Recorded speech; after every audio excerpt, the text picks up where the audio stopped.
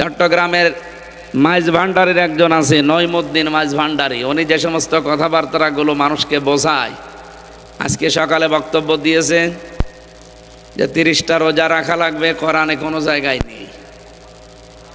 একটা ফরজ বিধান নিয়ে কি হাসি তামাশার জিনিস বলেন? তো এই লোকটাকে কেউ থামাচ্ছে না। এই মানুষগুলো দিন থেকে মানুষকে ফেরাতে চায়, আর ওর খপ্পরে পড়ে অনেকে আল্লাহর দিন থেকে ফিরে চলে যাচ্ছে। দ্বিতীয় নম্বরে, এই যে রাজনৈতিকভাবে কত মানুষ, দলীয়ভাবে কত মানুষ দিন থেকে, ইসলাম থেকে চলে যায়, মনে করে আমরা চলে গেলে এদেশে দিন আর কায়েম হবে না। দিন কায়েমের দায়িত্ব কি শুধুমাত্র এই দেশে জামাত ইসলামের? বলেন বলেন, ছাত্রী সংস্থার, ছাত্র শিবিরের? দিন কায়েমের দায়িত্ব কার? আমরা শুধু অছিলা, আমরা কামলা, বলে না কামলা কাজ করে এই যে জমিতে, লেবার, মনিষ, জন, পাট যাই বলেন, আমরা সেই চেষ্টা করে যাচ্ছি। কায়েম হলে ভালো, না হলে আমাদের কোনো অসুবিধা নেই। আল্লাহ বলেন ওয়াবুদ রব্বাকা হাত্তা ইয়াতিয়াকাল ইয়াকিন। হে নবী, ইবাদত করেন ওই দিন পর্যন্ত যতদিন ইয়াকিন না আসে। ইয়াকিন মানে মৃত্যু। ইয়াকিন মানে কি? যতদিন মরণ না আসে ততদিন ইবাদত করা লাগবে। এই পৃথিবীতে সর্বোত্তম ইবাদত আমরা কোরআন থেকে যেটা জেনেছি, আল্লাহর এই জমিনে আল্লাহর বিধান কায়েম করা। আলা আলাহুল খালকু ওয়াল আমরু, সৃষ্টি যার, বিধান চলবে তার। এর উপরে কোনো ইবাদত আছে? এটার জন্যই বড় বড় নবীদেরকে আল্লাহ এই দুনিয়ায় দায়িত্ব দিয়েছিলেন। হযরতে মুসার নাম শুনেছি, হযরতে ঈসার নাম শুনেছি, হযরতে নূহর নাম শুনেছি, হযরতে ইব্রাহিম নবীর নাম শুনেছি, এমনকি আমাদের নবী মুহাম্মদুর রাসূলুল্লাহ সাল্লাল্লাহু আলাইহি ওয়াসাল্লাম। প্রত্যেকের একই কাজ ছিল, আনাকিমুদ্দিন, দিন কায়েম করেন, ওয়ালা তাতাফাররাকু ফি। এই বিষয়ে কোনো ফতোয়াবাজি চলবে না। সুতরাং বাংলাদেশে আমরা যেই মতে পথে, যেই লাইনে আসি, মাসলাকে আসি, করেন আপনার কাজ। আপনার টার্গেট থাকা লাগবে কি করে এই জমিনে আল্লাহর বিধান কায়েম হয়। এই জায়গায় কোনো ফতোয়াবাজি চলবে? বলেন। কারণ সৃষ্টি যিনি তৈরি করলেন, তার হুকুম না চললে ওই জিনিস অচল হয়ে যায়। মোটরসাইকেল যিনি বানিয়েছেন একটা বই দিয়ে দেয় যে কিভাবে চালাবেন, ওই অনুযায়ী না চালালে আপনার মোটরসাইকেল টিকবে? বলেন না কেন? যেখানে গিয়ার দেওয়া দরকার, গিয়ার না দিয়ে আপনি আরো ব্রেক চেপে ধরেছেন, ও কিয়ামতের আগে যাবে? এই জন্য যিনি বানায় তিনি ভালো জানে যে কি করে চলা লাগে। আলা আলাহুল খালকু ওয়াল আমরু, আমি বানিয়েছি, এখানে হুকুম আমি দিয়েছি। ইনিল হুকমু ইল্লা লিল্লাহ, আইন দেওয়ার মালিককে।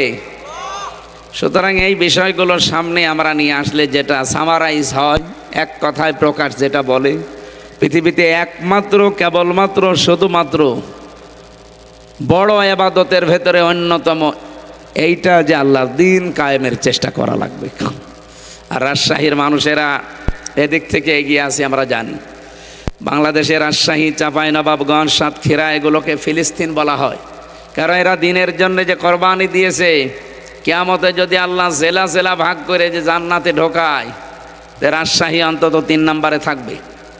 1 নম্বরে সাতক্ষীরা, 2 নম্বরে চাঁপাইনবাবগঞ্জ, 3 নম্বরে এই রাজশাহী।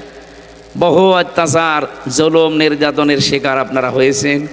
আল্লাহ যেন উত্তম জাযা কিয়ামতে দান করেন। জেলার হিসাব করলে আমার কুষ্টিয়া জেলা মনে হয় 64 নম্বরে থাকবে। কারণ ওখানে সারা পৃথিবীতে একটা নিরাপদ জায়গা, পুলিশ পাহারা দিয়ে গাঁজা খাওয়ায়। আমি সারা পৃথিবীর কথাই বলছি, এমন কোনো জায়গা নেই যেখানে পুলিশ পাহারা দিয়ে গাঁজা খাওয়ায়, কিন্তু বাংলাদেশের কুষ্টিয়ায় লালনের মাজারে পুলিশ এই যে ভাইরা পাহারা দেয়, বলে খা, আমরা আসি, কেউ কিছু বলবে না। প্রকাশ্য সেজদা দেয় কবরে। আমাদের হাত পা বাঁধা ছিল এতদিন। ওখানকার সভাপতি, কবরের সভাপতি, মাজারের, লালনের, হানিফ সাহেব, ও আল্লাহর ওলি যেরকম সেই রকম জায়গার সভাপতি।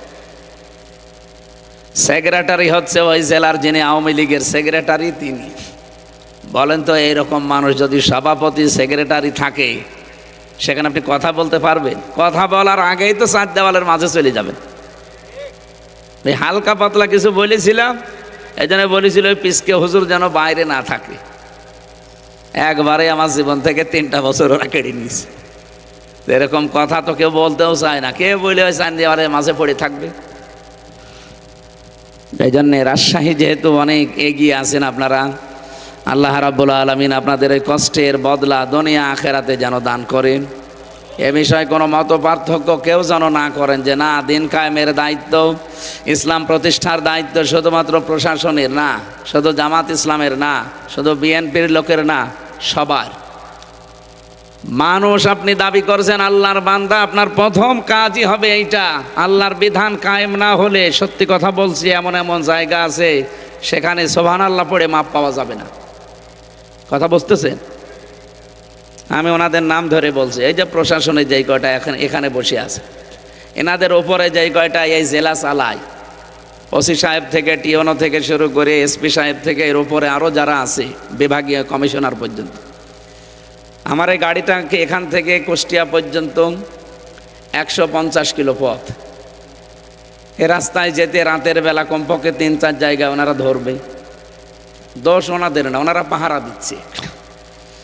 নবীজি জানিয়েছেন 2টা চোখ কিয়ামতে জাহান্নামের আগুনে এক জায়গায় হবে না। একটা হচ্ছে রাতের বেলা যারা আল্লাহর ভয়ে কাঁদে, 2 নাম্বার যারা জানমাল ইজ্জত আবরু হেফাজতের জন্য রাত জেগে থাকে, তাদের ভেতর ওনাদের চোখ আছে। এই জন্য প্রশাসনে যারা চাকরি করেন নিজেকে ছোট মনে করবেন না, আপনি অনেক বড় কাজে আছেন। আর আপনি মনে করবেন আমি 24 ঘন্টায় এবাদতে আছি। বাংলাদেশে শুধু একটাই দায়িত্ব যেটা 24 ঘন্টা পালন করা লাগে। অন্যান্য যারা চাকরি বাকরি করি আমরা, তাদের সর্বোচ্চ দায়িত্ব কয় ঘন্টা? 8 ঘন্টা বলেন। আর ওনাদের 24 ঘন্টায় ডিউটি। আমার দোলা ভাই আছে তো, আমার বাবাও ছিল কিন্তু এখন আর নেই। তা আমি দেখেছি এই মানুষগুলোর দায়িত্ব শুধুমাত্র 8 ঘন্টা, আমাদের মতো না। ওনাদের দায়িত্ব 24 ঘন্টায়। যেহেতু একটা মহান পেশায় আপনারা আছেন, এটা সারা দুনিয়ায় ছড়াচ্ছে, বিশেষ করে সারা বাংলাদেশে যাচ্ছে। আপনারা যারা প্রশাসনে আছেন, বিডিআর বলেন, আর্মি বলেন, পুলিশ বলেন, নিজেদেরকে ছোট মনে করবেন না। অনেক বড় কাজে আছেন, কিন্তু কাজটা সঠিকভাবে করা লাগবে। কিছু কোলাঙ্গার অফিসারের কারণে এই পোশাকটার বদনাম হয়ে গেছে। এখন মানুষ শুধু ওইদিকে তাকালে অন্য নজরে তাকায় না, দোষ ওনাদের না। ওনারা আমার গাড়িটা আটকালে রাতের বেলা হয়তো 200, 500, 1000 টাকা আমি দেয় যে ভাই চা খাবে। এই টাকাতে উপরে যারা আল্লাহর ওলি বসে আছে তারা ভাগ পায়। তো এইটা বন্ধ করার জন্য কি সুবহানাল্লাহ পড়লে হবে? বলেন। এই জেলাটা কন্ট্রোল করে এসপি সাহেব, এই বিভাগটা কন্ট্রোল করে কমিশনার।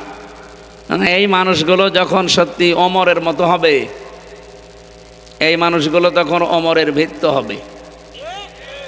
আমরা তো ওই রকম প্রশাসন তৈরি করতে চাই। কি কথা বলেন না কেন? কারণ এই যে পুলিশ, এই পোশাক, এই পুলিশ বানিয়েছেই হযরত ওমর। কে? প্রশাসনের, বিশেষ করে পুলিশের এই বিভাগটা বানিয়েছে হযরতে ওমর রাদিয়াল্লাহু তাআলা আনহু। ওনাদের যারা যত ভালো ভালো কাজ হবে, কিয়ামত পর্যন্ত ওমরের আমল নামায় এই সওয়াবগুলো যেতেই থাকবে। কিন্তু ওনাদের দ্বারা যদি কোনো উল্টাপাল্টা কাজ হয়, ওইগুলো হযরত ওমরের আমল নামায় যাওয়ার কথা। উনি কি ওনাদের ওই খারাপ কাজ করতে বানিয়েছে জনগণের জান মাল ইজ্জত আবরু হেফাজতের জন্য। এই জন্যই তো চোখটা জাহান্নামে যাবে না। কত দামি জিনিস আপনি চিন্তা করতে পারেন যে ওনাদের চোখ জাহান্নামে যাবে না, খালি মানুষের এই জান মাল ইজ্জত আবরু হেফাজতের জন্য। আজ যদিও আইন শৃঙ্খলা এই সপ্তাহখানিক অবনতি হয়ে গেছে, কারা করছে এগুলো তাও আমরা জানি। গতকালকে আমি নাটোরের পাশের জেলা এসপি সাহেবের সাথে এবং এসপির সাথে দেখা করেছিলাম। কথা বলছিলাম তাদের সাথে যে এই যে দৃশ্যগুলো এখন অবনতি, বলছে এগুলো হচ্ছে কেন, কারা করছে আমরাও জানি। সুতরাং যারা করছেন তারা থামবেন। কার উস্কানিতে এগুলো করছেন আমরা কিন্তু জানি। কারো উস্কানিতে পা দেবেন না। গোপালগঞ্জের মানুষের দিকে তাকান, পেছনে কিরম লাল হয়েছিল দেখেছিলেন? সেই পুলিশ এখনো আছে, সেই প্রশাসন, সেই আর্মি এখনো নেই। কথা বলেন না কেন? আবার কারো উস্কানিতে পা দিয়ে উল্টাপাল্টা কিছু করবেন, একবার যদি ওনাদের হাতে পড়েন না, ওই হাতে লাঠি না, ওটা তরমুজ, একটা দিলে মাপ বলারও সময় পাবেন না। এই জন্য আমরা আশা করব কারো উস্কানিতে যেন আমরা পা না দেই। দেশটা বেশ ভালোই সামনে এগিয়ে যাচ্ছে, আরও এগিয়ে যাবে ইনশাআল্লাহ। আরও আমার যতটুকু বাস্তবতা এগিয়ে যেত, কিন্তু আল্লাহর ওলি যাওয়ার সময় 14টা ব্রিফকেস নিয়ে গেছি। কি পাইলটকে বলেছিল যে ব্রিফকেসগুলো উঠেছে? বলছে জি ম্যাডাম চলো। আর একটা কথাও বলেনি। অন্তত কাওয়া কাকুকে তো বলতে পারতো যে কাওয়া চলে গেলাম, তাও বলে না। আমার নাম্বারটা জোগাড় করে বলতে পারতো না যে হামজা 3 বছর জেল খাটালাম, আমি চলে যাচ্ছি, দোয়া করো, তাও বলেনি। চলে গেল চুরি করে। যাওয়ার সময় কি ছাই আর মাটি নিয়ে গেছে? কি নিয়ে গেছে? এই কারণেই তো আমরা এখন ঋণী। কতগুলো ঋণ আমাদের মাথার উপরে দিয়ে গেলেন। এদেশে এখন কেউ জন্ম নিলে তার মাথার উপরে 1,10,000 টাকা ঋণ ফোকলা করে দিয়ে গেছে দেশটা। আর বলে যে আমি কি করেছি, যে আমার অপরাধ কি? আপনি এখনো অপরাধ টের পাননি? আপনার জীবনের সবচাইতে বড় অপরাধ আয়না ঘর। কথা বলো না কেন? আর এই আয়না ঘরের কারণেই কিন্তু তামাম দুনিয়ায় 257টা রাষ্ট্রের 10 জন নিকৃষ্ট মানুষের তালিকা পেয়েছি কয়েকদিন আগে। এই যে আজকে 4 তারিখ, 1 তারিখে তালিকা বের হয়েছিল। তামাম দুনিয়ায় 10 জন মানুষ এই পৃথিবীর জমিনে এখন নিকৃষ্ট। তার ভেতরে 1 নম্বরে হাসিনা, 2 নম্বরে বাশার আল আসাদ, 3 নম্বরে নেতানিয়াহু, 4 নম্বরে আশরাফ ঘানি। এরকম 10 জনের নাম পেলাম। অন্য যাদেরই নাম থাক আমার অসুবিধা নেই, কিন্তু 1 নম্বরে আমাদের আল্লাহর ওলির নাম। কি করেছে উনি বলেন তো? আমি তো নিজে ভিকটিম, আমিও 10 দিন ছিলাম। আমি ওই মাটির নিচে 10 দিন আমিও ছিলাম। আমি তো মিনিটা ছিলাম।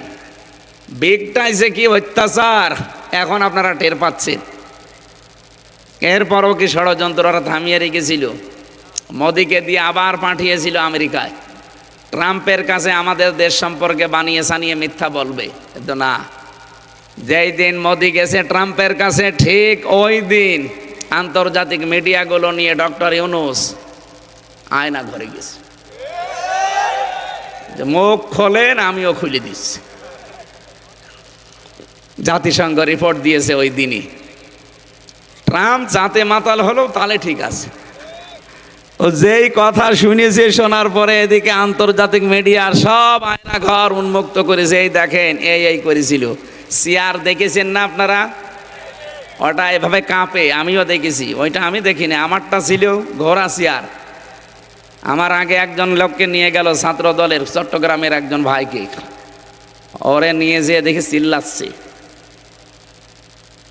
এভাবে হাত বেঁধে দেয় চেয়ারের সাথে ক্লিপ দিয়ে, এই গলাটা আটকিয়ে দেয় একটা ফিতা দিয়ে, মাথাটা কালো কাপড় পরিয়ে দেয়। আপনার হাত পা মাথা সব নড়াতেই পারবেন না। একবার শুধু সুইচ টিপ দেবে, 1 টিপে 120 বার ঘুরবেন। আপনি চিন্তা করতে পারেন মাথার ভেতরে কত সূক্ষ্ম সূক্ষ্ম জিনিস আছে জানেন? ফ্রন্টাল লব পেয়েছি আমি, প্যারাইটাল লব পেয়েছি, অক্সিপিটাল লব পেয়েছি, টেম্পোরাল লব পেয়েছি, মোটর কর্টেক্স পেয়েছি, সেন্সরি কর্টেক্স পেয়েছি, লব পেয়েছি। এখানে 70,000 জিনিস দিয়ে ঘেরা আছে। আর এত সূক্ষ্ম এই মগজগুলোর সাথে সেট করা।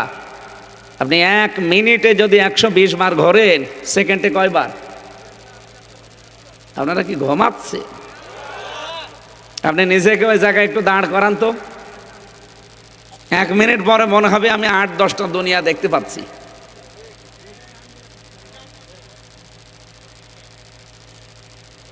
এরকম একটা মেশিন নিয়ে আসলো আমার এই নখ তোলার জন্য, বলছে এই নখ তোলা হবে। আমি দেখলাম আমার হাত, আমার আগে যারা নিয়ে গেছে ওর হাত তো বাঁধা। ও মেশিনটা এমন মাপে তৈরি করা, পায়ের সাথে আর হাতের সাথে শুধু একবার টিপ দেবে, একবারে নখগুলো সব খুলে চলে আসবে। আরে নখ খুলে গেলেও তো হয় না, ওর উপর আবার লবণ ছিটিয়ে দেয়। ওই পুলিশকে জিজ্ঞাসা করেন, ওরা যদি দায়িত্ব এরকম থাকে ও বলতে পারবে।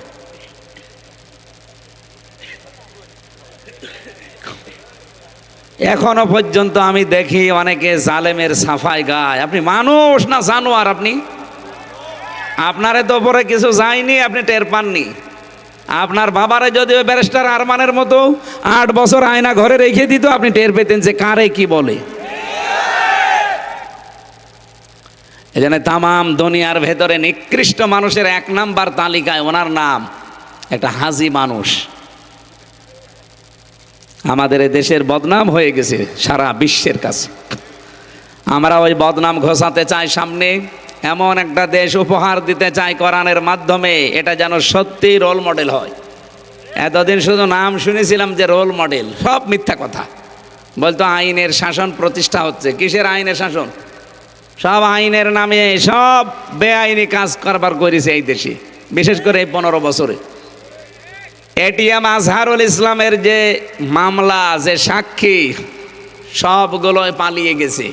যারা বাদী, যারা সাক্ষী দিয়েছে, যারা বিচারপতি, যারা প্রসিকিউটর, বলেন একটা মানুষও আছে? আর সব পালিয়েছে। তে উনি বেকার ভেতরে থাকবে কোন কারণে?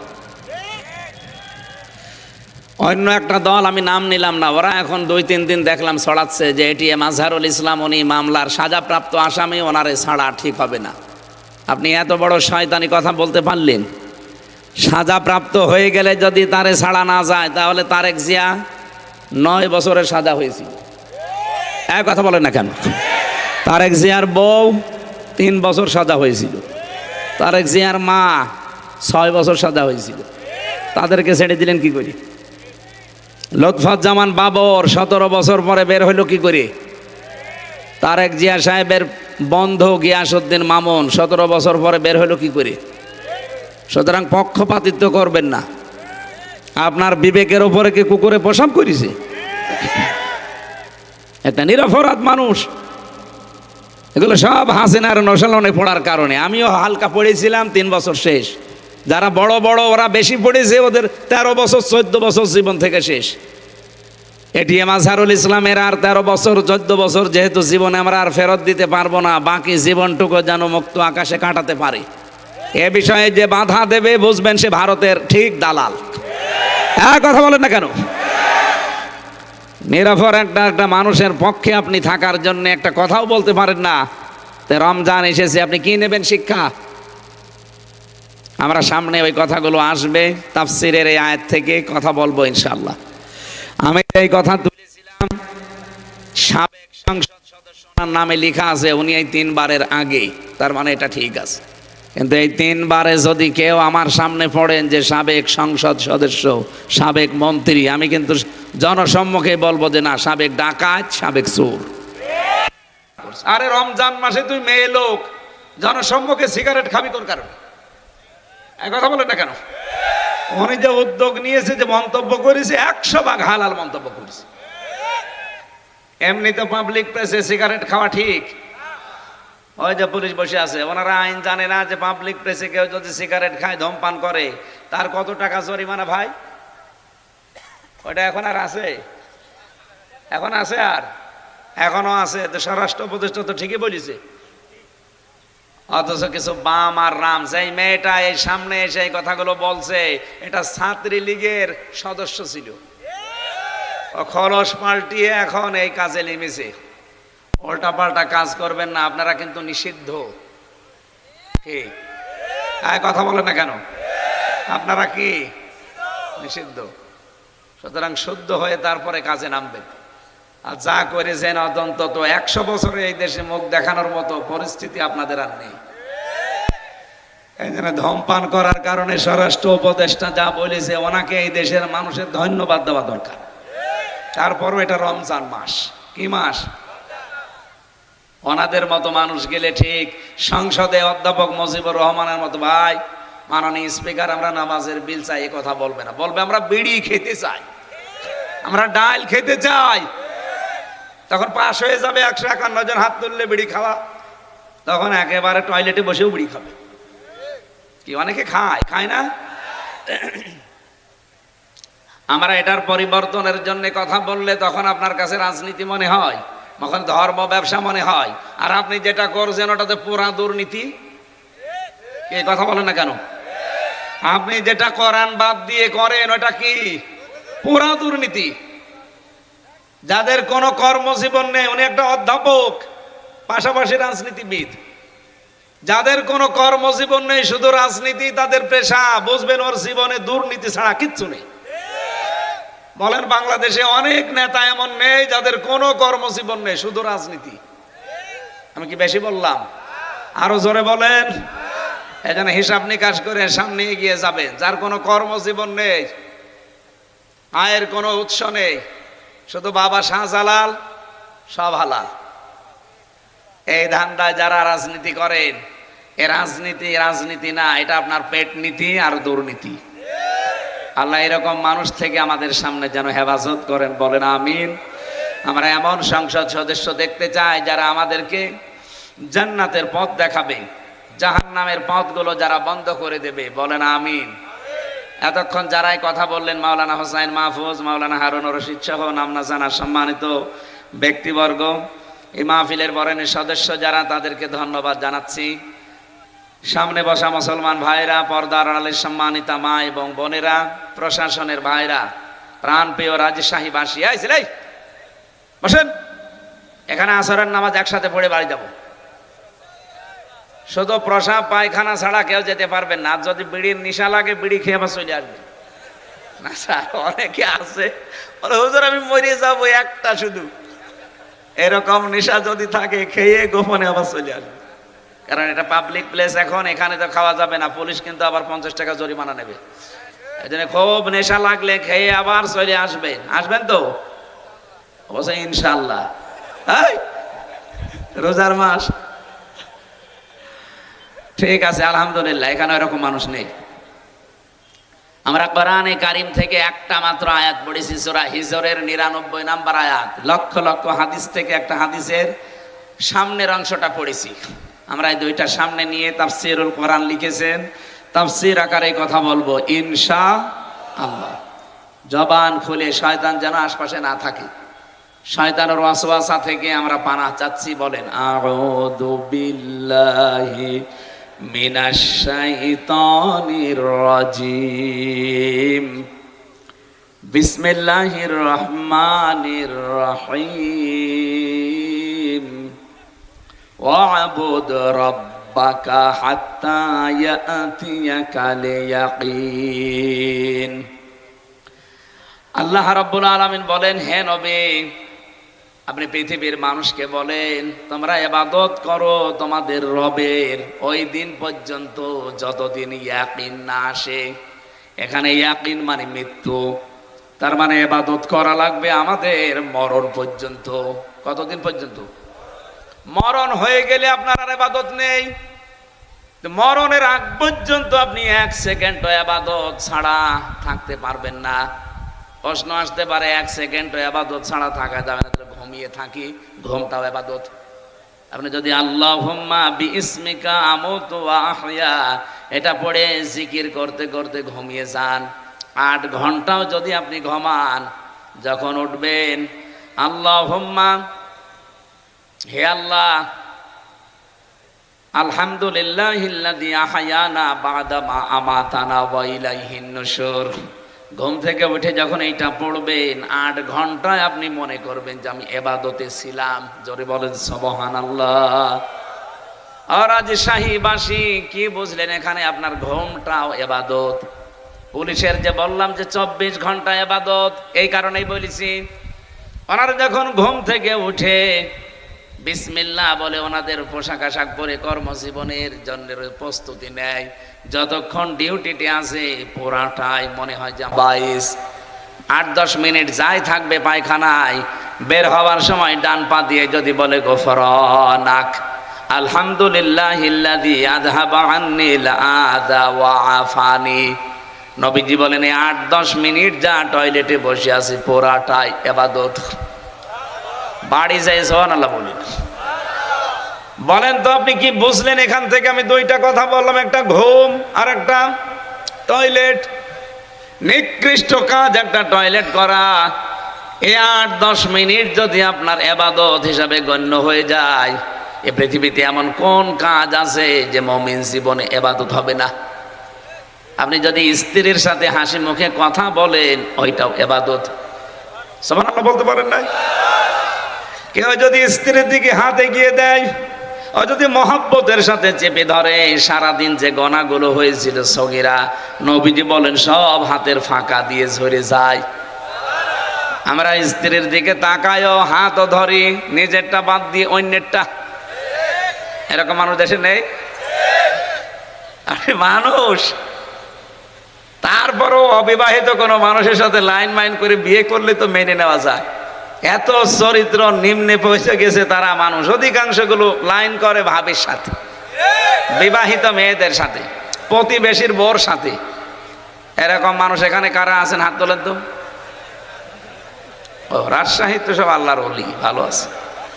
যদি এরকম কোন রোগে রোগী থাকেন যে নিজের বউ ভালো লাগে না, অন্যেরটা দেখলেই কেমন যেন আনন্দ লাগে, এটা একটা রোগ। এটা কি? এই রোগ ভালো হওয়ার দুইটা ঔষধ আছে, একটা হচ্ছে হোমিওপ্যাথি আর একটা অ্যালোপ্যাথি, নাকি? অবশ্য ঠিক। হোমিওপ্যাথি অ্যালোপ্যাথিতে হবে?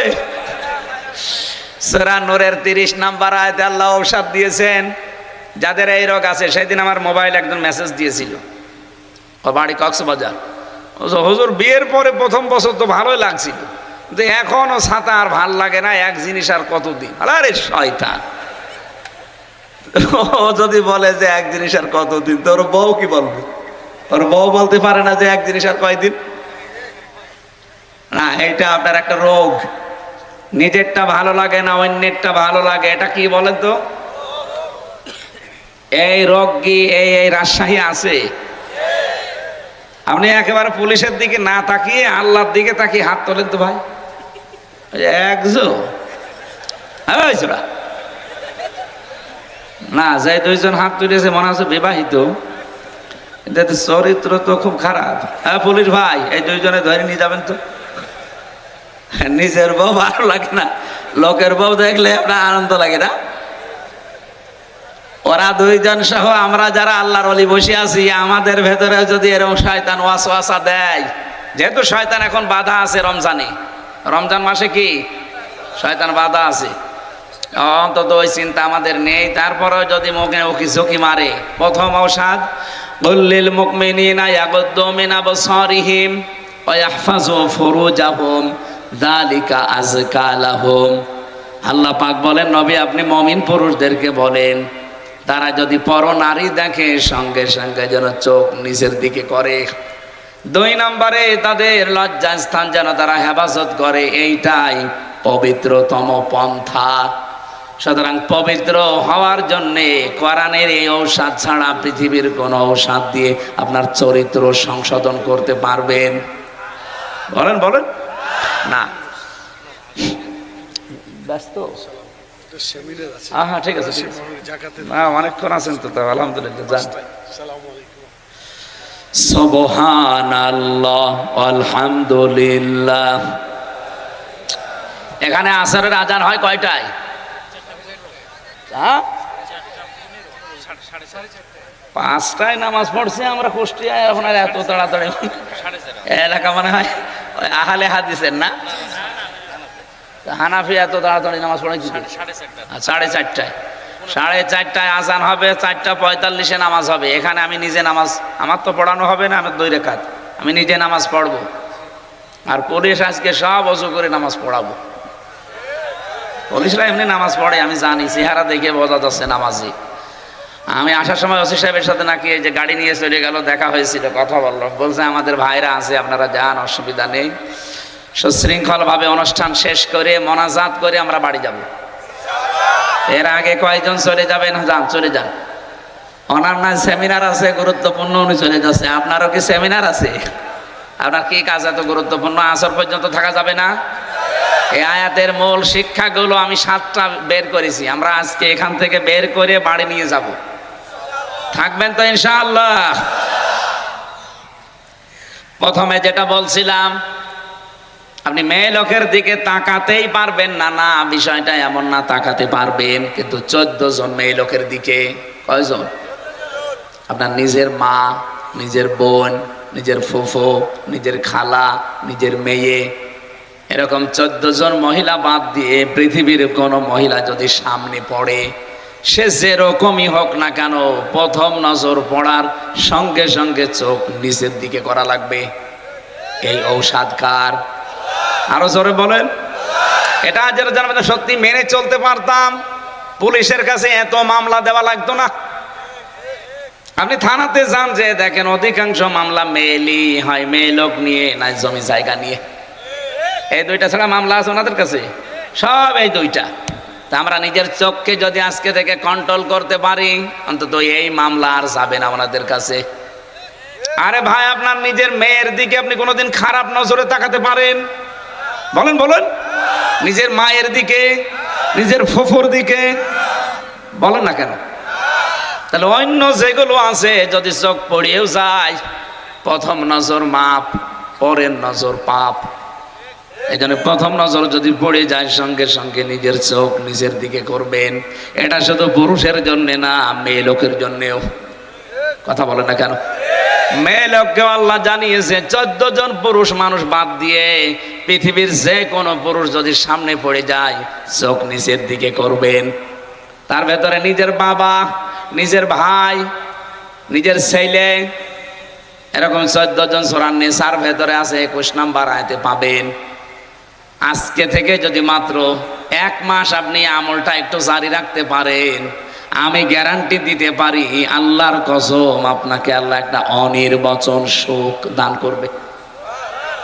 শব্দটাও কি বললাম? একটা অনির্বচন সুখ, একটা বাংলা শব্দ, খুব কড়া। একটা অনির্বচন সুখ আপনি পাবেন। এটা পৃথিবীতে কিনতে পাওয়া যাবে না, এটা আল্লাহ যিনি বানিয়েছেন তিনি আপনাকে দেবেন এই ঔষধ খাওয়ার কারণে। আজকে থেকে আমাদের চরিত্রকে সংশোধনের জন্য আল্লাহর এই ঔষধ, নারী পুরুষ আমরা সবাই। হ্যাঁ, কষ্ট হবে, শয়তান তো জাল পেতে বসে আছে, কষ্ট হবে। তারপরেও যেহেতু রোজা রাখার দ্বারা আল্লাহ আমাদেরকে একটা জিনিস দিতে চান, সেটা হচ্ছে তাকওয়া। সেটা কি? আমি একটা 1 মিনিটে ব্যাখ্যা করছি, তারপরে আমার আলোচনায় যাচ্ছি। ইন্নাল্লাযীনা তাকাউ ইযা মাসসাহুম তাইফুম মিনাশ শাইতানি তাযাক্কারু ফাইযা হুম মুবলিসুন। সূরা আরাফের 102 নম্বর আয়াতে আল্লাহ জানিয়েছেন, নিশ্চয় যারা তাকওয়া অবলম্বন করবে রমজানের রোজা রাখার দ্বারা, ইযা মাসসাহুম তাইফুম মিনাশ শাইতান, শয়তান যদি তাদেরকে ওয়াসওয়াসা দেয়, তাযাক্কারু, তাকওয়া থাকার কারণে সঙ্গে সঙ্গে তারা আল্লাহর কথা স্মরণ করবে, আল্লাহর আযাবের কথা, আল্লাহর নিয়ামতের কথা, আল্লাহর পুরস্কারের কথা, জান্নাত জাহান্নামের কথা, এগুলো স্মরণ করার সঙ্গে সঙ্গে ওই মানুষগুলো ওই অবাধ্য কাজ থেকে তারা নিজেদেরকে বিরত রাখবে। ফাইযা হুম মুবলিসুন, তাদের এই অন্তর্দৃষ্টি খুলে যাবে। চোখ কিন্তু দুইটা, ভেতরে একটা কাজ করছে, অন্তরের চোখ আর একটা চর্ম চোখ। এই দুইটাই যখন তার সামনে ওপেন হয়ে যাবে, খুলে যাবে, এই মানুষগুলো তখন সঙ্গে সঙ্গে এই মেয়ে লোকের দিকে তাকানোকে গণা মনে করে ফিরিয়ে নিয়ে আসবে চোখ। আর ঔষধটা মাত্র 14 দিন থেকে 1 মাস আপনি খেতে থাকেন, আমল করতে থাকেন, আল্লাহর কসম আপনাকে আল্লাহ ওলি বানিয়ে দেবে। 2 নাম্বারটা আর একটু কড়া। আল্লাহ বলেন তাদের লজ্জাস্থানের হেফাজত করা লাগবে। যদি এটা খুব কঠিন হয়ে দাঁড়িয়েছে এখনকার জামানায়, এই যে মোবাইল যাদের আছে, কম্পিউটার যাদের আছে, ল্যাপটপ যাদের আছে, টেলিভিশন, বিশেষ করে যারা এন্টিনা দিয়ে চালান, ডিশ, ওয়াইফাই দিয়ে যারা চালান, এই যে এই দৃশ্যগুলো, যন্ত্র ছোট কিন্তু এইগুলো জাহান্নামে যাওয়ার বড় কারণ। মানুষের লজ্জাস্থানকে, চরিত্রকে ধ্বংস করার জন্য এর চাইতে বড় মাধ্যম আর নেই। আর এগুলো ব্যবহার করে আপনি জান্নাতের দিকে এগিয়েও যেতে পারেন, আর এগুলোর অপব্যবহারের কারণে আপনি জাহান্নামও কিনে ফেলতে পারেন। ভারতের 36টা চ্যানেল আমাদের দেশে চলছে। কয়টা? 36টা। অথচ এই দেশের একটা চ্যানেলও ভারতে পাইনি আমি। আমার তো এমন কোন রাজ্য বাকি নেই ভারতে যে আমি যাইনি, প্রায় জায়গায় আমার ঘোরা আছে। না, ওখানে শুধু এটিএন বাংলা পেয়েছিলাম, তাও আংশিক। অথচ ওদের 36টা আমাদের দেশে চলছে। বলেন একটাও তো চরিত্র ভালো হওয়ার কোন চ্যানেল আছে? সব চরিত্র ধ্বংস করার। বলেন বলেন। রোজা রেখে আমি জানি অনেক নারী এবং পুরুষেরা, পুরুষেরটা বাদ দিলাম, অনেক মেয়েরা ভারতের এই চ্যানেলগুলো ওরা অলরেডি বন্ধ করেছে, যে রোজার মাসে দেখবো না। আপনি যখন সিদ্ধান্ত নিয়েছেন মুসলমানদের মেয়েদের জন্য, বউদের জন্য, মাদের জন্য ভারতের একটা চ্যানেলও দেখা যায় নেই।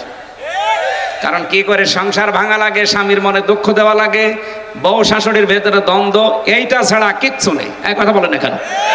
তাহলে এইরকম কোন চকলখড়ি জিনিস মেয়েরা মুসলমানরা দেখতে পারে? আপনারা দেখেন? আপনারা দেখেন আমি জানি, কারণ পুরুষ মানুষের সময় কই দেখে তো ওরা বসে বসে 12-13টা সিরিয়াল দেখে বসে বসে। একটা যদি না দেখতে পারে পরের দিন কাজা তোলে, নামাজের কাজা নেই, সিরিয়ালের কাজা তোলে। মাসলা যেহেতু মনে এসেছে বলে ফেলি, মা বোনেরা যারা এসেছেন বিভিন্ন জায়গায় বসে আছেন, রমজানের এই মাস যারা পেলেন, ফামাং শাহিদা মিনকুমুশ শাহরা ফালিয়াসুম, তোমাদের ভেতরে কেউ যদি রোজার মাস পায় সে যেন অবশ্যই রোজা রাখে। এ নির্দেশ কার? এখন মেয়েরা রোজা রাখতে চায় অনেকে, তার মা আর বাবা রাখতে দিতে চায় না। না, আমার ছোট মানুষ জাদু, আমার বাবু। আরে ভাই, আপনার মেয়ের উপরে আল্লাহর চাইতে আপনার দরদ কি বেশি নাকি? সে বীর্য থেকে শুরু করে এ পর্যন্ত বানিয়ে দিল, আর আপনার দরদ আল্লাহর চাইতে বেশি হয়ে গেল। হ্যাঁ, আপনি ছোট বয়সে রাখতে বলছি না। যে সমস্ত মেয়েদের শরীর খারাপ হয়, এটা 10 বছরে হতে পারে, 12 বছরে হতে পারে, 15 বছরে হতে পারে। কথা বুঝতেছেন? আপনার না বুঝলেও অসুবিধা নেই, তারা বুঝলে হবে। সম্মানিত মা এবং বোনেরা, আপনাদের জন্য 1 মিনিট বলছি। যাদের 10, 12 বছর, 14 বছর, 15 বছরের শরীর খারাপ শুরু হয়, যখন শুরু হবে ওই সময়ের পর থেকে আপনার রোজা ফরজ, কারণ আপনি বালিকা হয়ে গেছেন। পুরুষের যখন স্বপ্নদোষ শুরু হয় 10 বছরে, 12 বছরে, 15 বছরে, যাই হোক, ওই দিন থেকে তার উপরে রোজা, নামাজ। বলেন বলেন। কিন্তু নামাজেরটা দেখেন, মেয়েদের শরীর খারাপ হলে নামাজ পড়া লাগে না, ওটা কাজাও করা লাগে না, মাপ। কিন্তু রমজানটা এরকম না। রোজা যদি কেউ 3টা, 5টা, 7টা, 10টা রাখতে না পারেন, কাজা হয়ে যায়। 11 মাস ধরে ওই 7টা রোজা, 10টা রোজা আপনাকে করে দেওয়া লাগবে। তাহলে রোজা কত বড় গুরুত্বপূর্ণ বিধান। খেলায় খেলায় নিজেও রাখেন না, মেয়েকেও রাখতে দেন না। না, এটা কাজ করবেন না, আপনি কিন্তু জবাব দিতে দিতে শেষ হয়ে যাবেন। অনেক দামি জিনিস রমজান। এটার দ্বারা 27টা শিক্ষা আল্লাহ আমাদেরকে দিতে চেয়েছিল, তার ভেতরে 1 নম্বরে তাকওয়া। কি বললাম?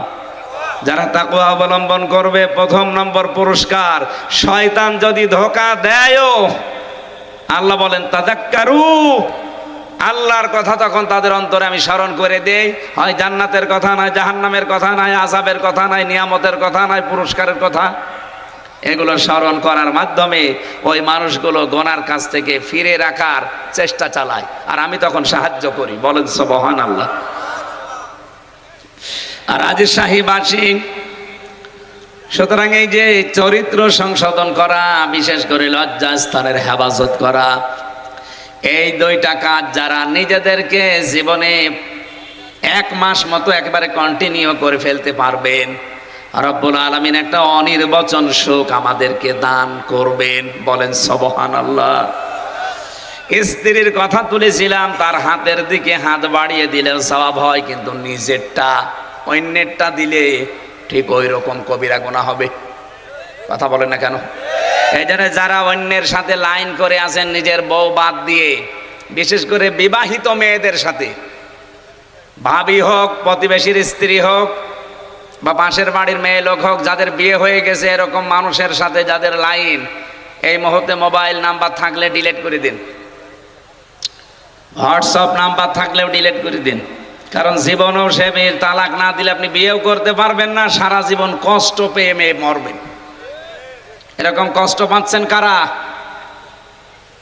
এলাকায় নেই? এরকম কষ্টে থাকবেন আপনি একদম মরণ পর্যন্ত।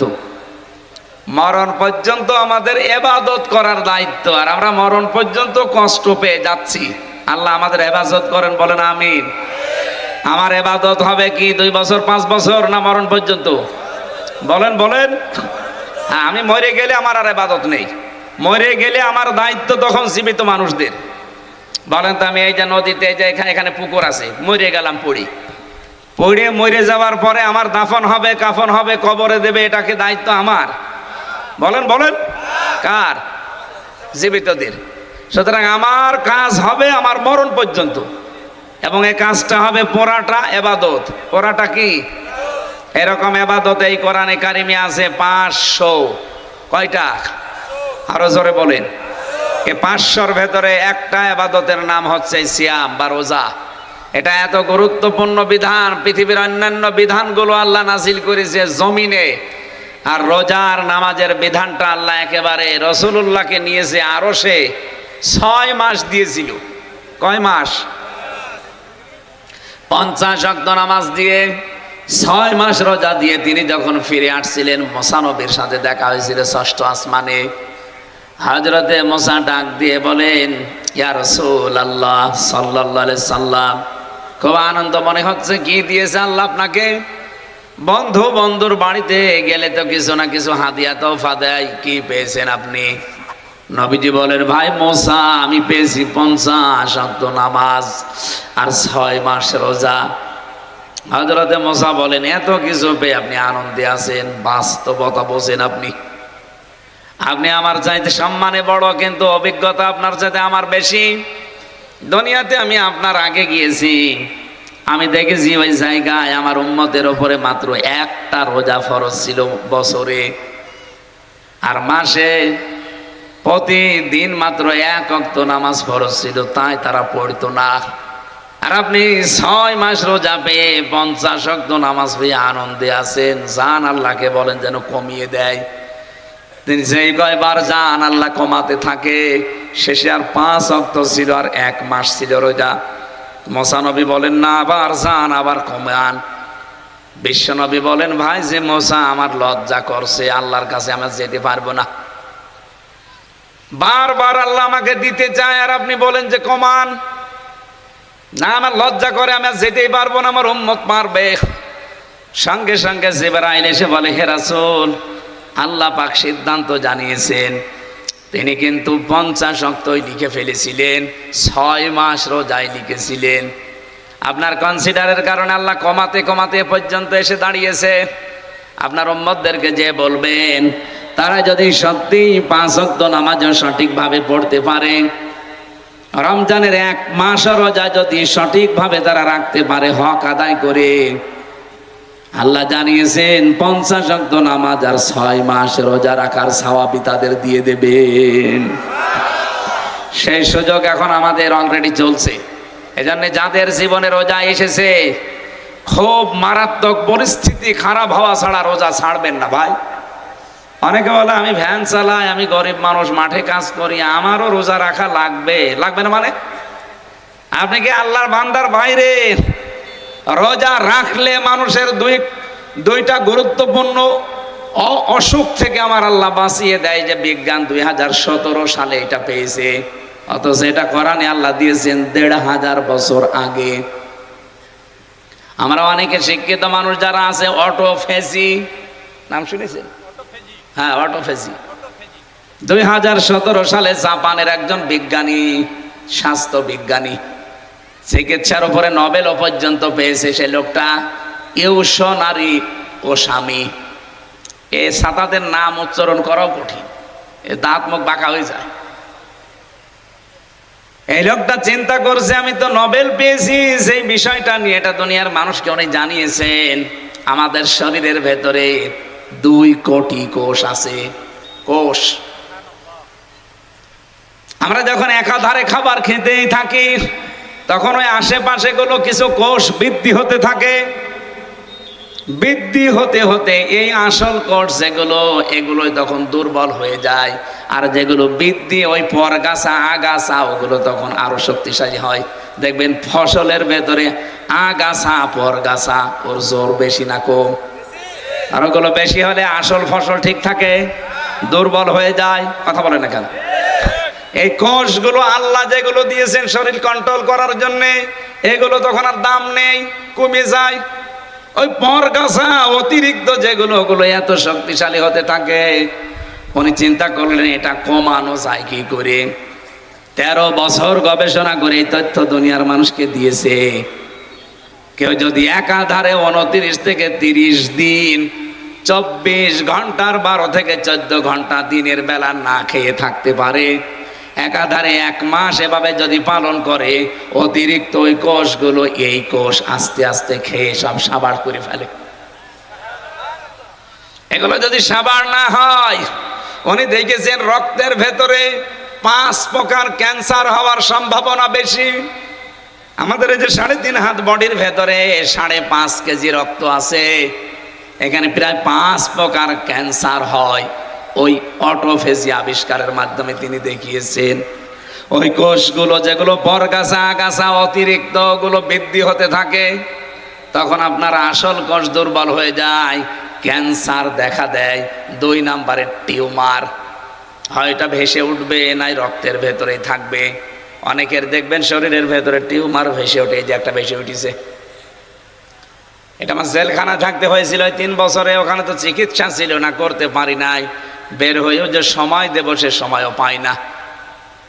উনি বলছে 30 দিন যদি একাধারে দিনের বেলায় কেউ না খেয়ে থাকতে পারে, অটোমেটিক ভাবে ওই ন্যাচারাল ভাবে যেগুলো তৈরি হয়, ওনার তো আল্লাহ বলে না, বলে যে গডের দেওয়া প্রাকৃতিক ভাবে প্রকৃতিগত ভাবে যেগুলো তৈরি হওয়া 2 কোটি, ওগুলো তখন এই আশপাশে যা থাকে খেতে আরম্ভ করে। খেতে খেতে খেতে খেতে 30 দিনে পুরা সাবাড় করে ফেলে। আপনার রক্তে 5 প্রকার ক্যান্সার আর টিউমার হওয়া থেকে তখন আপনি বাঁচতে পারেন। বলেন তো, রোজা রাখার দ্বারা এই উপকার উনি চিন্তা করলেন? পৃথিবীতে কোনো ধর্মীয় গ্রন্থে তথ্য পাওয়া যায় কিনা? 4,500 ধর্মীয় গ্রন্থ আছে দুনিয়ায়। কত? 4,500 উল্লেখযোগ্য যেগুলো তিনি মিলিয়েছিলেন, দেখি কোনটা মিলানো যায়। সর্বশেষ তিনি আমাদের কোরআন, মুসলমানদের ধর্মীয় গ্রন্থ সূরা বাকারার 184 নম্বর আয়াতের শেষের অংশের সাথে তিনি এই তথ্যটা মিল পেয়েছেন। ওয়া আনতাসুমু খায়রুল লাকুম। রাব্বুল আলামিন বলেন, তোমরা রোজা রাখো, তাহলে তোমাদের উপকার হবে, তোমাদের ভালো হবে। কি ভালো হবে? তার 1 নাম্বার ভালো তিনি এইটা দিয়েছেন। এখানে ধনী হোক গরিব হোক, রোজা রাখলে মারাত্মক এই অসুস্থতা থেকে, অসুখ থেকে আল্লাহ আপনাদেরকে আমাদেরকে বাঁচাবেন। বলেন সুবহানাল্লাহ। 2 নম্বরে, কোন মানুষ যদি রোজা রাখার অভ্যাস করে, আমরা 2 জন নবীর নাম পড়েছি কিতাবে। একজন নবী হযরতে নূহ আলাইহিস সালাম, সারা জীবনে কোনোদিন তিনি অসুস্থ হননি। 950 বছর হায়াত পেয়েছিলেন, সারা জীবনই তিনি রোজা রাখতেন। বিজ্ঞানও এখন প্রমাণ করছে রোজা রাখলে শরীরের ভেতরে অনেক জার আল্লাহ শুকিয়ে দেয়, নষ্ট হয়ে যায়। ওগুলো এমনি এমনি আপনি সুস্থতা অনুভব করবেন। এতে যারা বলে আমি গ্যাসের কারণে রোজা রাখতে পারি না, এটা একটা ভণ্ডামি। রোজা রাখলে গ্যাস আরো ভালো হয়। যারা বলে আমি ডায়াবেটিসের কারণে রোজা রাখতে পারি না, আরে ভাই আমি নিজে তো পরীক্ষিত। জেলখানায় গিয়ে আমার ডায়াবেটিস 27 হয়ে গিয়েছিল। এই যে 3 দিন রোজা রাখার দ্বারা আমার মনে হচ্ছে যে আমার ভালোই লাগছে। এই জন্য রোজা রাখলে বিজ্ঞানও প্রমাণ করছে যে রোজা রাখার দ্বারা মানুষের ডায়াবেটিস আরো কন্ট্রোল হয়। সুবহানাল্লাহ বলতে পারেন? রোজার মাস যারা পেয়েছেন, রোজা ছেড়ে দেবেন? বলেন। উদ্বুদ্ধ করবেন আরো যারা রাখতে চায় বা রাখতে পারে এরকম মানুষদেরকে। আমার ভাইরা, 3 নাম্বারটা পেয়েছি, কোন মানুষ যদি রোজা রাখার দ্বারা তাকওয়া অবলম্বন করতে পারে, যেটা এটা ইবাদতের ভেতরে অন্যতম একটা ইবাদত। তাকওয়া অবলম্বন করার দ্বারা দুনিয়া আখিরাতে তো ফায়দা আছে। আল্লাহ পাক এই পৃথিবীতেও যদি কোনো বিপদেও পড়ে, এই রোজা রাখার দ্বারা যে তাকওয়া অর্জন হয়েছে, এই তাকওয়ার কারণে মহান আল্লাহ তার ওই বিপদটাও দূর করে দেয়। হযরত ইউসুফ নবীর দিকে আপনি তাকাবেন, 7টা দরজায় তার তালা লাগানো ছিল। জুলাইখা এমন একটা জায়গায় নিয়ে তাকে প্রেম নিবেদন করেছিল। হযরত ইউসুফ কিন্তু চরিত্রের মহা দুর্যোগের ভেতরে পড়ে গিয়েছিলেন। ওই সময় বলেছেন রব্বুল আলামিন কুয়ায় ফেলেছিল ছোটবেলায়, ভাইরা তুমি আমাকে বাঁচিয়ে দিয়েছো আমার জীবনটা, কিন্তু আজকে আমি ঘরের ভেতরে এমন অবস্থায় আছি, এখানে শুধু জীবন না আমার ঈমান বাঁচানোই দায় হয়ে পড়েছে। কারণ মানুষ হিসাবে তার ভেতরেও চাহিদা ছিল না, ছিল না? কোরআনে কারীম জানিয়েছে ওয়ালাকাদ হাম্মাত বিহি ওয়া হাম্মা বিহা। জুলাইখা যেমন জেনা করার জন্য সব খুলে রাজি, ইউসুফ নবীও রাজি। হ্যাঁ না মানে এখানে বাংলা অর্থ তো এটাই আসবে, ওয়ালাকাদ হাম্মাত বিহি ওয়া হাম্মা বিহা, দুইজনে রাজি। ইউসুফ নবীও রাজি ছিল, কারণ তার মানবিক যে গুণাবলী এগুলো তো তার ভেতরে আছে। আমির হামজার মতো 100 মানুষের যৌবন আল্লাহ নবীদেরকে দিয়েছিলেন, তারপরও সামনে যিনি দাঁড়িয়ে আছেন যেমন তেমন কালো ধলা মেয়ে লোক না, এটা বিশ্ব সুন্দরীর ভেতরে একজন। আমরা তাফসিরে 4 জন মহিলার নাম পেয়েছি। এই পৃথিবীতে এত সুন্দর করে আল্লাহর কাউকে বানাননি, আর বানাবেনও না। 1 নম্বরে আমাদের আদি মাতা হযরতে হাওয়া আলাইহিস সালাম, 2 নম্বরে জুলাইখা। এত সুন্দর করে আল্লাহ তার কাটিং তৈরি করেছিলেন, দেখলে মানুষের ক্ষুধা পর্যন্ত মিটে যেত। কি সুন্দর হতে পারে বলেন তো আপনি? পৃথিবীতে এখন যারা বিশ্ব সুন্দরী হয় এদেরকে দেখলে নাকি মানুষ হা করে থাকে। তাহলে জুলাইখা কত সুন্দরী হতে পারে, যেহেতু তার সন্তান আদি হয়নি, এজন্য তার যৌবনও ঠিক ছিল। 2 জন পুরুষকে আল্লাহ সবচাইতে সৌন্দর্যের অধিকারী বানিয়েছিলেন। তার 1 নম্বরে আমাদের নবী মুহাম্মদুর রাসূলুল্লাহ সাল্লাল্লাহু আলাইহি সাল্লাম, 2 নম্বরে হযরতে ইউসুফ নবী। তাহলে পৃথিবীর একজন সুন্দরী পুরুষ, সুন্দরী মহিলা আর সুন্দর না পুরুষ, 2 জন এক ঘরের ভেতরে। মানবিক গুণাবলী তো তাদের ভেতরে ছিল, এজন্য আল্লাহ দিয়েছেন ওয়ালাকাদ হাম্মাত বিহি ওয়া হাম্মা বিহা। জুলাইখা যেমন রাজি, ইউসুফও রাজি। বাংলা অর্থ এটাই লেখা আছে। তাফসিরে জালালাইন থেকে বলছি, লাউলা বুরহানা রাব্বি, আল্লাহ পাক বলেন তার রব যদি তাকে কিছু দলিল প্রমাণ না দেখাতেন, ইউসুফ নবীও কিন্তু বিপদে পড়ে গিয়েছিলেন। কি দলিল দেখালেন রব? 1 নম্বরে দলিল তাকে দেখিয়েছেন, সরাসরি জান্নাত থেকে একটা চিরকুট নিয়ে এসে হযরত জিবরাইল মেলে ধরেছে। ওখানে লেখা আছে, ইউসুফ আমি তোমার মালিক আল্লাহ রাব্বুল আলামিন বলছি, তুমি কিন্তু জিনা করতে পারো না। 2 নম্বরে তার বাবা ইয়াকুব আলাইহিস সালামের সূরাত আল্লাহ হাজির করে দিয়েছিলেন। বাবা যেন সামনে দাঁড়িয়ে বলছে, ইউসুফ আমি তোমার বাবা বলছি, তুমি কিন্তু জিনা করতে পারো না। সন্তান যত খারাপ হোক, বাবার সামনে কাজ করবে কেউ? এই 2টা দলিল দেখে আল্লাহর দিকে ভরসা করে তিনি দৌড় দিলেন সামনে। তিনি জানতেন না যে সামনের দরজা খুলবে, শুধু ভরসার তাওয়াক্কুল ছিল কার উপরে? আরো জোরে বলেন, কাযালিকা হুসু আওয়াল ফাহশা ইন্নাহু মিন ইবাদিনাল মুখলাসিন। আল্লাহ পাক বলেন এইভাবেই আমি আল্লাহ তার থেকে অন্যায় এবং অন্য যে অবাধ্যতা এগুলো দূর করে নিয়েছিলাম। আমার মুখলেস বান্দাদেরকে আমি আল্লাহ এইভাবে করেই ভালোবাসি। এখান থেকে আমি যে শিক্ষাটা পেয়েছি, হযরতে ইউসুফ আল্লাহর ভয়ে চরিত্রের এই মহা দুর্যোগের সময় তিনি যে চেষ্টা করেছিলেন, শুধু রব্বুল আলামিন সামনের দরজাগুলো সব তার কুদরত দিয়ে খুলে দিয়েছিলেন। ইউসুফ নবীর ধারণাও ছিল না যে জায়গায় দরজা খুলতে পারে। আমরা যদি কিয়ামত পর্যন্ত যারা দুনিয়ায় আসবে, আল্লাহর ভয় রোজার দ্বারা যেটা তৈরি হয় তাকওয়া, রোজার দ্বারা তাকওয়া তৈরি হয়, এটার প্রমাণ আমরা নিজেই।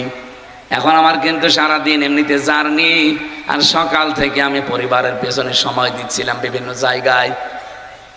আমি একটু ক্লান্ত হয়ে গেছি, আজকে আমার গলাও শুকিয়ে গেছে, 2 দিকে পানি আমার দেখেন। আমি যদি একটা ডোব দিয়ে নিচে যে পানি খাই, আল্লাহ ছাড়া কেউ টের পাবে? এরপর আমি মরে গেলেও আজানের আগে কিছুই খাবো না। কার ভয় বলেন তো? আরো জোরে বলেন। আল্লাহ বলেন এই ভয়টাই যখন মানুষের তৈরি হবে, রোজার মতো জীবনের প্রতিটি দিক আর বিভাগে প্রত্যেকটি জায়গায় যখন এই ভয়টা তৈরি করতে পারবে, আমি আল্লাহ ওকে এমন জায়গা থেকে বিপদে পড়লে সাহায্য করব, ওর ধারণাও ছিল না যে দরজা খুলে যেতে পারে। আমি 2009 সালে যখন বিশ্ববিদ্যালয়ে ভর্তি হয়েছিলাম ফার্স্ট ইয়ারে, ওই সময় একবার তারাবি পড়িয়েছিলাম। যিনি আমার পেছনে আছে উনি মুফতি, হাফেজ না, খুব ভালো মুফতি। আমি যে আয়াতটা পড়লাম, এর পরের আয়াতটা পড়ছিলাম, আস্তাবাকাল বাবা ওয়া কাদ্দাত কামিসাহু মিন দুবুরি ওয়া আলফায়া সাজ্জিদাহা লাদাল বাব। এই আয়াতটার এই এক বাব শব্দটা ছেড়ে গেছে। নামাজ শেষ, নামাজের পরে উনি নামাজ শেষ, সালাম ফিরালাম, আমারে বলছে হাফেজ সাহেব দরজা এখনো খুলিনি। দরজা খুলিনি মানে, তার মানে উনি অর্থের দিকে খেয়াল করে মেলাতে মেলাতে যাচ্ছিলেন। ইউসুফ নবী দরজার কাছে যাবে, তাফসিরে পড়েছি দরজার কাছে যে দাঁড়িয়েছিল, জুলাইখা যখন পেছন থেকে দৌড় দিয়েছে তখন হযরতে ইউসুফ সামনের দিকে আল্লাহর দিকে তাওয়াক্কুলটা, বিশ্বাসটা, ভরসাটা এত বেশি করেছিলেন, রব্বুল আলামিন সঙ্গে সঙ্গে নিজে কুদরতি ভাবে জিবরাইল দিয়ে দরজা খুলে দিয়েছেন। হযরতে জিবরাইল বলে, আমি আরশের পায়া ধরে সব সময় বসে থাকি, পৃথিবীতে আমি যতবার এসেছি স্বাভাবিকভাবে এসেছি, শুধুমাত্র 2 বার আমি খুব তাড়াতাড়ি এসেছিলাম। একদিন হযরতে ইব্রাহিম নবী যেদিন ছুরি চালাচ্ছিলেন তার সন্তান ইসমাইলের গলায়, ওই দিন আমার আল্লাহ আরশ থেকে ডাক দিয়েছে, জিবরাইল একটা দম্বা নিয়ে আমার ইব্রাহিমের ছুরির নিচে ধরো আর ইসমাইলকে পেছনে দাঁড় করিয়ে দাও। ওই দিন তাড়াহুড়া করে জান্নাতের দম্বা নিয়ে আমি যে শুয়ে দিয়েছিলাম, এত তাড়াতাড়ি আমি দুনিয়ায় কোনোদিন যাইনি। দ্বিতীয় নম্বরে হযরতে ইউসুফ নবী যেদিন দরজার কাছে যেয়ে দাঁড়িয়েছিল, আনমনা হয়ে না, দরজা তো খোলে না, ঠিক ওই সময় তার তাওয়াক্কুলটা দেখে এত সুযোগ পাওয়ার পরও সুযোগ কাজে না লাগিয়ে আল্লাহর ভয়ে নিজের চরিত্রকে সংশোধন করেছে। আল্লাহ এত বেশি খুশি হয়েছিল, আমারে ডাক দিয়েছে, জিবরাইল জলদি করে যাও, আমার ইউসুফ নবী দাঁড়িয়ে আছে দরজার সামনে, তুমি যে তাড়াতাড়ি দরজা খুলে দাও। ওদিকে মাত্র 3-4 হাত পেছনে জুলাইখা। এতটুকু আসতে যতটুকু সময় লেগেছে, খুব বেশি হলেও 3-4 সেকেন্ড লাগার কথা, এই 3-4 সেকেন্ডের ভেতরে আরশ থেকে হযরতে জিবরাইল এত দ্রুত এসেছিলেন, এসে দরজা 7টায় পর পর খুলে দিয়েছিলেন। আল্লাহ বলেন, শুধু এভাবে আমি ইসমাইল, ইব্রাহিম আর ইউসুফকে না, ফাস্তাজাবনা লাহু ওয়া নাজ্জায়নাহু মিনাল গাম্মি ওয়া কাযালিকা নুনজিল মুমিনিন। এইভাবে যদি আমার বান্দারা সত্যি আমাকে ভয় করার নীতি অবলম্বন করে, আমি তাদের ডাকে সাড়া দিয়েছি, যেমন ইউনূসের ডাকে সাড়া দিয়েছি। ওয়াকাযালিকা নুনজিল মুমিনিন, এভাবে আমার মুমিন বান্দাদের ডাকে আমি আল্লাহ সাহারা দিয়ে সাহায্য পাঠাবো। অবিশ্বের মুসলমানেরা বলেন তো, সে আল্লাহর শক্তি এখন ওই রকমই আছে না একটু কমে গেছে? সুতরাং আল্লাহর ভয়টা আমরা এই মাসে এমন ভাবে তৈরি করতে চাই, 11 মাসে যদি বিপদেও পড়ে যায়, সামনে যেহেতু বড় বড় বিপদ কিন্তু অপেক্ষা করছে, বিশেষ করে আমাদের প্রতিবেশীদের বিপদ। এ পৃথিবীর নিকৃষ্ট প্রতিবেশী আমাদের, এত মিথ্যা কথা বলা প্রতিবেশী দুনিয়ার কারণেই। বিশ্বের যতগুলো দেশ আছে তাদের আশপাশে যারা প্রতিবেশী তারা সাহায্য পাঠায়, আর আমরা এমন প্রতিবেশী পেয়েছি শুধু আমাদের 12টা বাজায়। এই 54 বছর আমাদের বিরুদ্ধে সবচাইতে বেশি মিথ্যা তথ্য ছড়িয়েছে আমাদের এই প্রতিবেশী ইন্ডিয়া। কথা বলে না কেন? ওরা এখনো বসে নেই, ওরা চেষ্টা চালিয়ে যাবে। এই জন্য আমাদের সামনে তাকওয়ার এই নীতি ছাড়া কোনো উপায় নেই, তাকওয়া ছাড়া, আল্লাহর সাহায্য ছাড়া সামনে বাঁচার কোনো পথ নেই। আল্লাহর শুকরিয়া যদি আমরা এখানে এখন এই রোজার মাসে আদায় করতে চাই, অনেকে মনে করেন টুটি পর্যন্ত খেয়ে একটা ঢেকর তুলে আলহামদুলিল্লাহ হয়ে গেল না, এটা একটা বাক্য। কোন মানুষ যদি শুকরিয়া আদায় করতে চায়, আল্লাহ পাক আমি কোরআন থেকে বলছি, ওয়া ইয তাআযানা রাব্বুকুম লা ইন শাকারতুম লাযীদান্নাকুম ওয়া লা ইন কাফারতুম ইন্না আযাবি লাশাদীদ। এটা সূরা ইব্রাহিমের 9 নম্বর আয়াতে আছে। রব্বুল আলামিন বলেন, শুকরিয়া যদি আমার কোন নিয়ামতের আদায় করো আমি আল্লাহ ওটা বাড়িয়ে দেব, কুফরি করলে ছিনিয়ে নেব, কঠিন আযাবে ফেলে দেব। শুকরিয়া আদায়ের মাধ্যম হচ্ছে তিনটা। এক নম্বরে মুখে স্বীকার করা লাগবে যে হাঁটাই নিয়ামত, রমজান যে আমাদের জন্য নিয়ামত আমরা স্বীকার করি।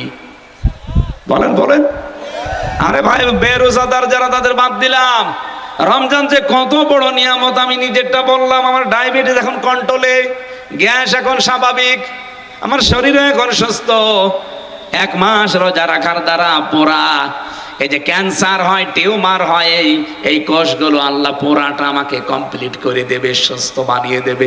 এগুলো তো দুনিয়ার, আখেরাতে তো আরো আলাদা আছে। পৃথিবীতে মানুষ বিপদে পড়লে যার মাধ্যমে আল্লাহ সাহায্য পাঠাবে তার নাম তাকওয়া।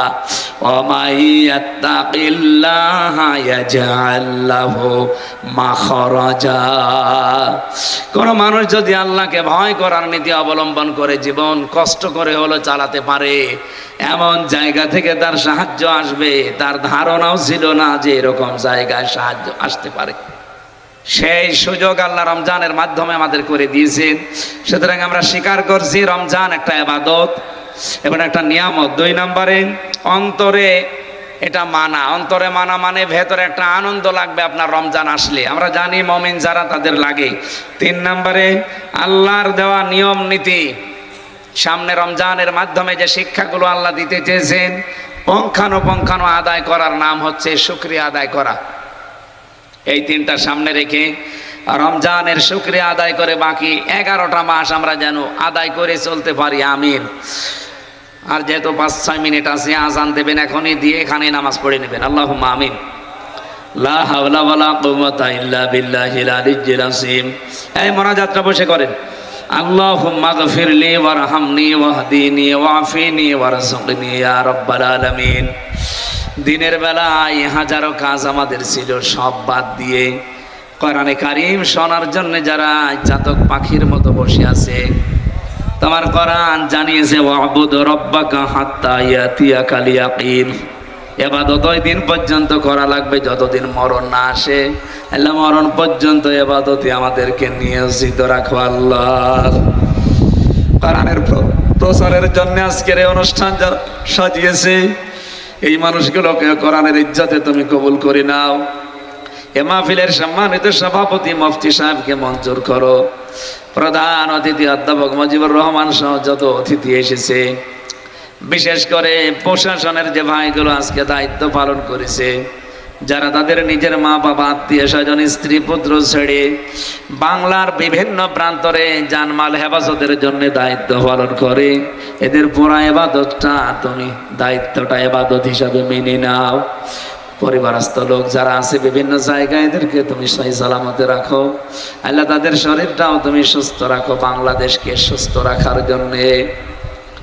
কিছু কোলাঙ্গার অফিসারের কারণে আজ পুরা প্রশাসনের ওপরে দেশের মানুষের একটা রাগ, আল্লাহ এদেরকে তুমি আবার স্বাভাবিক জীবনে ফিরিয়ে দাও।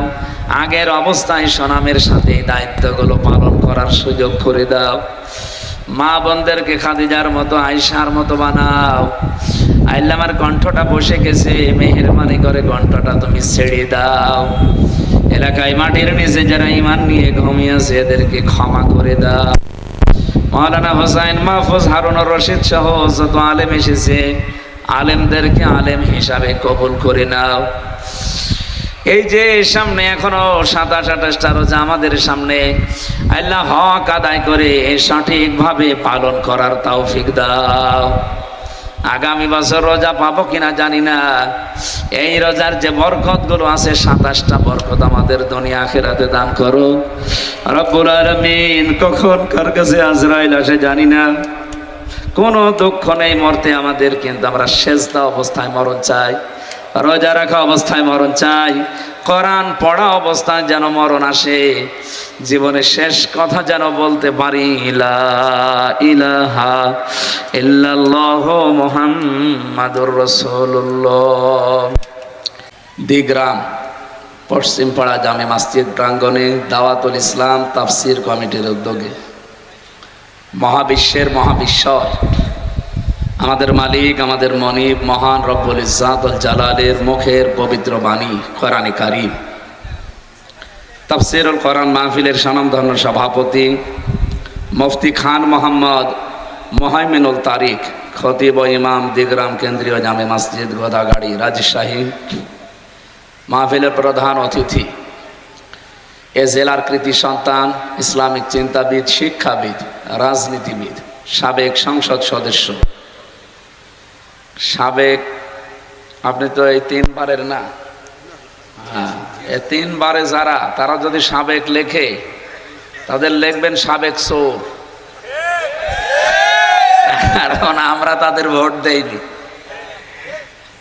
আমার 33 বছর বয়স, 18 বছর থেকে যদি আমি শুরু করতাম ভোট দেওয়া, তো 3 বার ভোট দিতে পারতাম, একবারও দিতে পারিনি।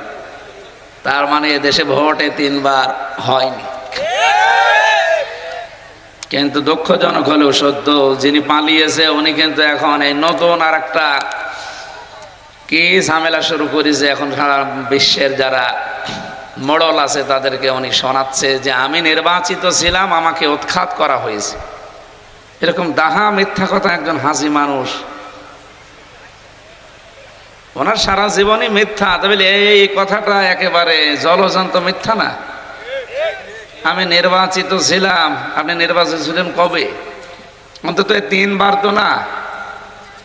এই 3 বার নির্বাচিত হলে আমরা ভোট দিতে পারতাম না? 154 জন আপনি একবারেই করে দিলেন। রাতের ভোট দিনে করলেন, আর দিনের ভোট রাতে করলেন।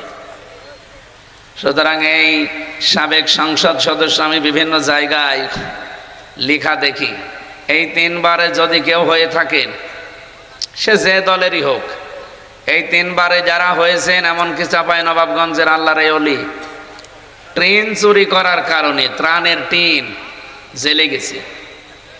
কিসের? ত্রাণের টিন। শুল্কমুক্ত গাড়ি সরকারি, ওইটা বিক্রি করে দেওয়ার কারণে জেলে গেছে। তারপর জীবনে কোনোদিন দলের জন্যে, মানবতার জন্যে, ইসলামের জন্যে কোনোদিন জেল খাটেনি। জেল খেটেছে নিজের ব্যক্তিগত অপরাধে। সেই লোক যদি এখন একামতে দিন এই শব্দগুলো নিয়ে উল্টাপাল্টা ফতোয়া দেয়, সে আর তার তাদেরকে এখন সর্বোচ্চ জায়গা আছে বাংলাদেশে পাবনা। এই পাবনা ছাড়া তাদের উপায় নেই। রাজশাহী বিভাগের একটা বদনাম, অথচ এই মানুষগুলো এতদিন কিন্তু ভালো ভালো কথা বলতো, এখন সব বেরিয়ে আসছে। তারা গোপনে যে ষড়যন্ত্রগুলো করেছিল সিম্পেথি পাওয়ার জন্যে, ইয়া আইয়ুহাল্লাযীনা আমানু মাইয়ারতাদ্দা মিনকুম আন দীনিহি ফাসাউফা ইয়াতিল্লাহু বিকওমিন ইউহিব্বুহুম